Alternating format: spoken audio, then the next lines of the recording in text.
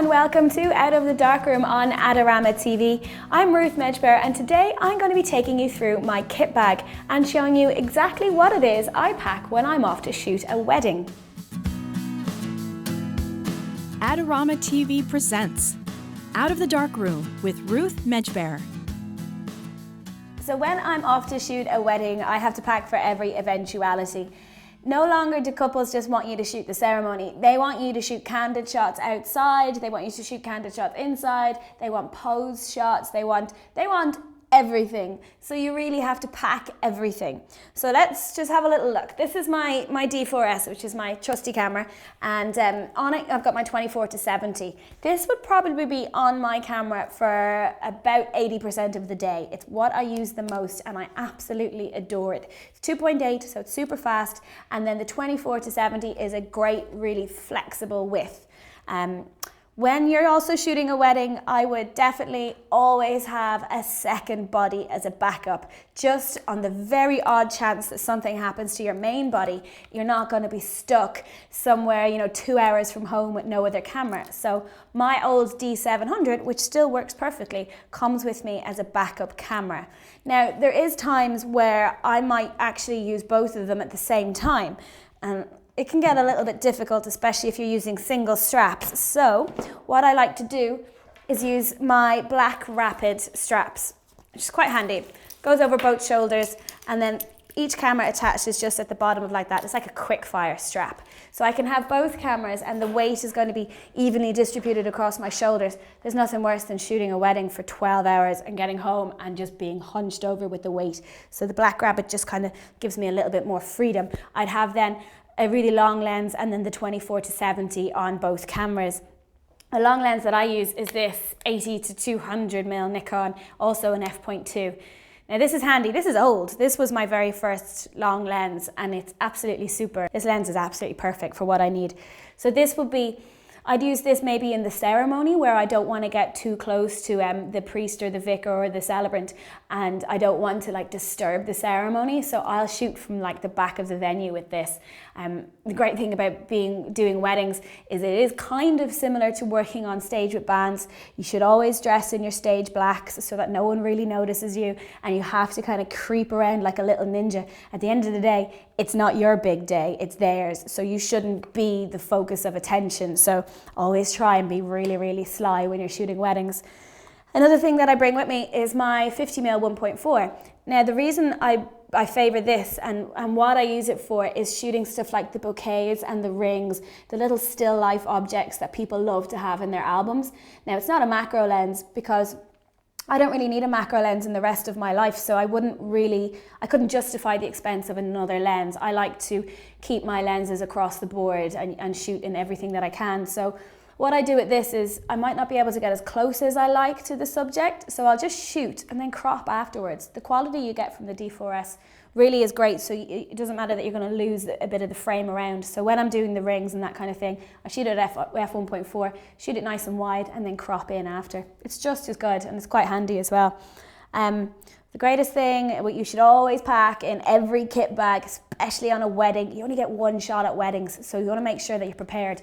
Extra batteries, extra memory cards, and don't scrimp on the memory cards. I know it's really easy to go to anywhere and buy really, really cheap memory cards, but it's the last thing you want is for them to become corrupt when you're shooting a wedding and erasing everything. There's nothing more heartbreaking. You've got these people's best day of their lives on one file. Just spend that extra few quid and get really, really decent memory cards. You'll thank me for it. How I'd shoot then, say something like the first dance, and you're going to be in a pub or a dark type venue when they're doing this on the dance floor, and you're going to be dealing with disco lights and that kind of thing.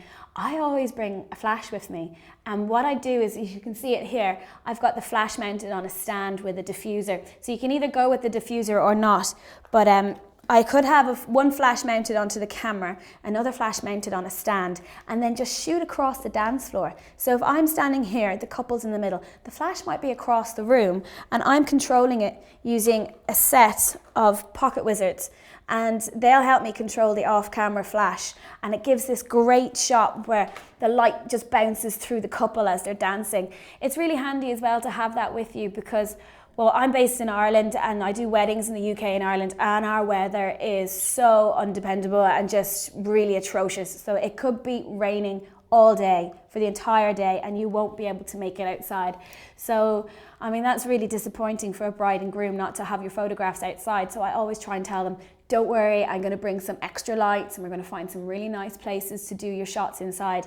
But I will definitely be depending on an off-camera flash for that. There's nothing worse when you're doing a couple's portraits indoors and you flash straight at them or you bounce it off the ceiling and get really heavy shadows. It just looks a bit cheap and a bit nasty. So flashes are so important when you're shooting weddings, especially an off-camera flash. So I tell everybody to really get to know your flash, get to know how to use it so it doesn't look like you're using a flash, and that will get you out of so much trouble when those clouds come over.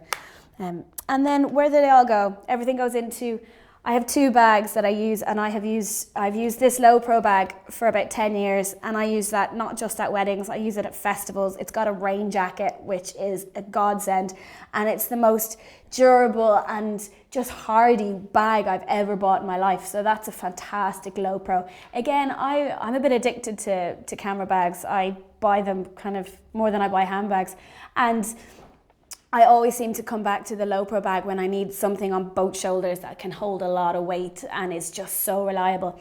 And then there's my Billingham, which is my day-to-day camera bag. And I love this bag. I love the whole Billingham range because you wouldn't really know that it's a camera bag unless you know what Billingham is. So I always think it's just a little bit safer than walking around with a great big logo bag, because no one's really going to rob you if they don't know it's a camera bag. As well, it's so neat and it's so tidy and it's so formal and professional, and it's such good quality as well. Every single day I've used this for the last 4 years and it's still in top shape. So that's definitely something I would consider investing in if you're just starting out in photography. Get yourself a really good, decent, hard-wearing bag that you can absolutely rely on. And then that's about it. Then I'm really good to go and shoot weddings. I think I've got everything covered here, every eventuality. You've got the lights for indoors if it rains. You've got all different lenses to shoot all different situations. But don't be worried if you don't have that much gear yet, if you're just starting out. I mean, I've been doing this for over a decade now, but I could easily just go and shoot a wedding quite happily on a 24-70 and my camera.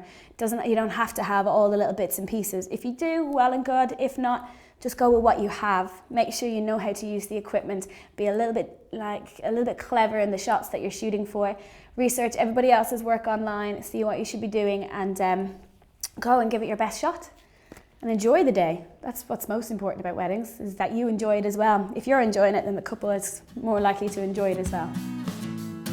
Thanks so much for joining me today. I hope you enjoyed having a look through my wedding photography kit bag. If you'd like to see more videos, subscribe to the Adorama YouTube channel. If you'd like to brush up on your own photography skills, have a look at the Adorama Learning Centre. And as always, if you have any feedback for me, just feel free to pop them in the comment section below. Thanks so much, and I'll see you again soon.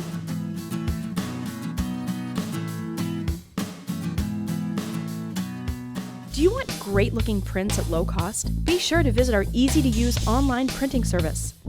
Adorama Pix has professionals who treat your images with the utmost care that you can count on. For a quick turnaround on photos, cards, or albums, use adoramapix.com.